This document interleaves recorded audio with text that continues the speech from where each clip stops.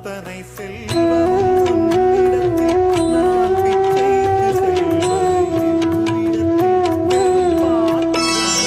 ब्रह्ममुरारि सुरार्चितलिङ्गं निर्मलभासित शोभितलिङ्गम्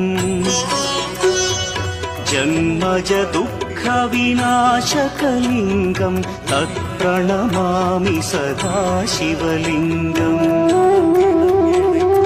देवमुनिप्रवरार्चितलिङ्गं कामदहन करुणाकरलिङ्गम्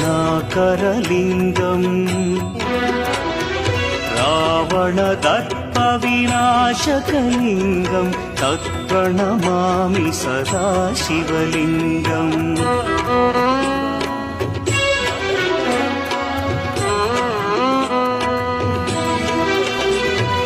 सर्वसु